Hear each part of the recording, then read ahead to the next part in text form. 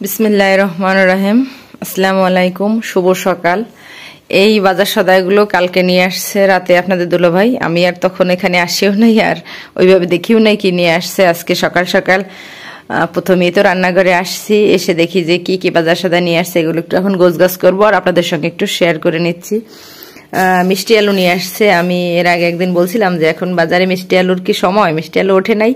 এর কারণ হচ্ছে যেহেতু স্কুল বন্ধ, আমি একটু বাইরের চুলায়, কাঠের চুলায় রান্না করি, মাটির চুলায়। তখন মনে হয় কি মিষ্টি আলু পোড়া দিলে মাটির চুলায় বেশ ভালোই লাগে, এর জন্য মনে হচ্ছিল আর বলছিলাম। তারপরে এই হাটে নিয়ে আসছে। আর এই ছোট সাইজের মিষ্টি আলুগুলো কিন্তু পোড়া খেতে বেশি ভালো লাগে, ভাজাও ভালো লাগে। আর এখানে বরবটি নিয়ে আসছে। আর কুশি বছর এখন পর্যন্ত খাওয়া হয়নি, দুইটা কুশি নিয়ে আসছে। আর বেগুন, বেগুন তো বরাবরের মতন আমার সবসময় অনেক বেশি পছন্দ, তাই বেগুন নিয়ে আসছে বেশ বড় বড় সাইজের।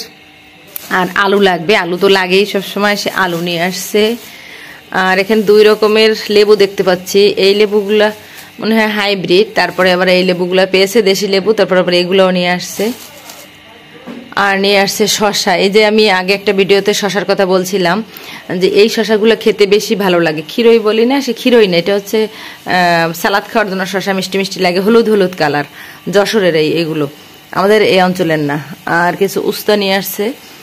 এই যে, আর এখানে একটা স্টিলের মাজনি দরকার ছিল, সেটাও নিয়ে আসছে।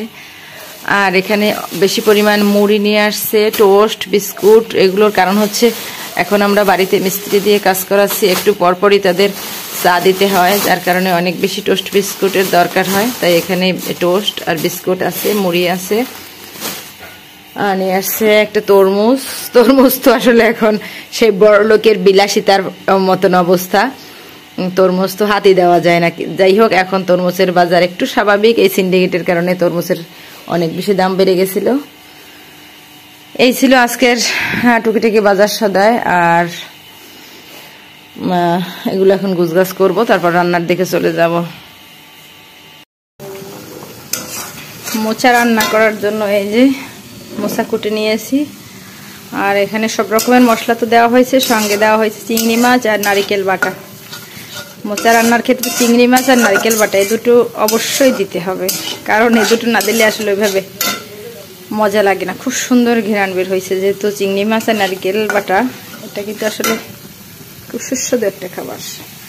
আর সঙ্গে যদি থাকে এরকম মোচা। অনেকে মোচাটা সিদ্ধ করে রান্না করে, কিন্তু আমি তা করি না। আমার মনে হয় সিদ্ধ করে যদি রান্না করি তাহলে তো পুষ্টিগুণটা বের হয়ে গেল, তাহলে আমরা খেলাম কি, শুধু ছাবনা।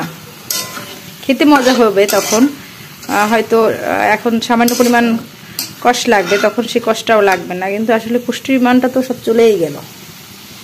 আয়রনযুক্ত খাবার হচ্ছে মোচা, তাই সেই আয়রনটা ফেলে দিলে আর থাকলো কি। এই কারণে আমি এভাবেই পানিতে কিছুক্ষণ ভিজিয়ে রেখেছি, প্রায় ঘন্টাখানেক পানিতে ভিজিয়ে রেখে তারপরে রান্না করে নিচ্ছি।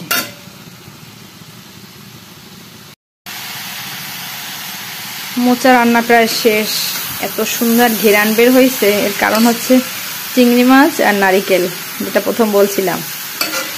অন্যান্য মশলা তো পরিমাণ মতো দেওয়া হয়েছে, সেটা তো অবশ্যই লাগবে, কিন্তু চিংড়ি মাছ আর নারিকেল দিয়ে যাই রান্না করা হোক না কেন অনেক বেশি টেস্টি হয়।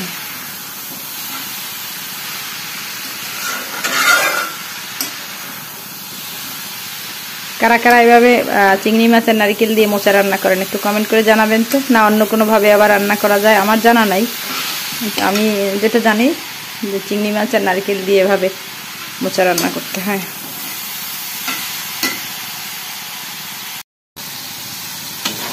কচুরলতি রান্না করব। আর কচুরলতি রান্না করতেছি চিংড়ি মাছ আর নারিকেল বাটা দিয়ে। যেমন মোচা ও চিংড়ি মাছ আর নারিকেল বাটা দিয়ে রান্না করলে অনেক মজা হয়, আর তেমনিভাবে কচুরলতি ও চিংড়ি মাছ আর নারিকেল বাটা দিয়ে রান্না করলে অনেক অনেক মজা হবে।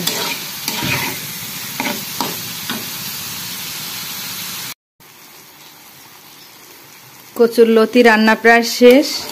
এখন গ্যাসের চুলার জাল কমিয়ে দিয়েছি, আর চারিদিক দিয়ে তেল তেল বেরিয়ে আসছে।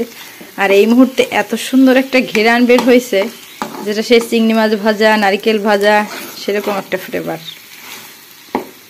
আমার বাচ্চারা খুব একটা বড় না, কিন্তু ওরা কিন্তু ছোটবেলা থেকেই এই কচুরলতি বা করলা, মোচা এই টাইপের খাবারগুলো বেশ পছন্দ করেই খায়, কারণ এই খাবারগুলো ওদের কাছে মজা লাগে। আর আমিও চেষ্টা করি সর্বোচ্চ মজা করেই বানানোর, আর ওরা খায়, ওদের কাছেও ভালো লাগে।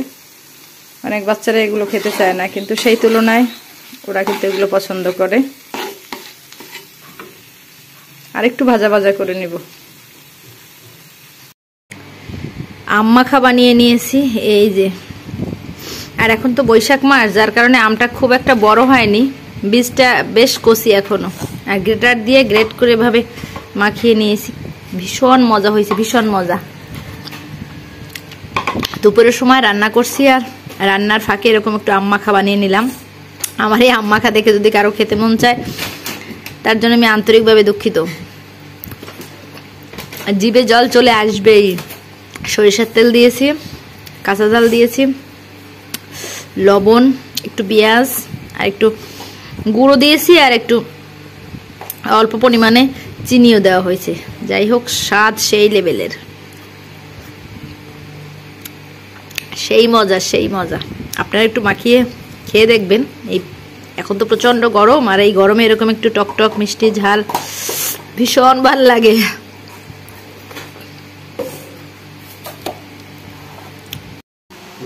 মহামূল্যবান ফল, বড় লোকের ফল, দামি ফল, যাই বলি না কেন কম বলা হবে। সেই তরমুজ কেটে নিলাম। কেটে নেওয়ার পর যেটা বুঝছি যে এই যে খুব একটা কিন্তু পাকে নাই, আর এটা বলেও লাভ নাই, কারণ এই যে এখনো বীজগুলো সাদা। আর যদি আরো পুষ্ট হতো তাহলে চামড়াটা কিন্তু এতটুক হতো, অনেক বেশি ছাল মোটা, আর গায়ের রংটা মোটামুটি লাল।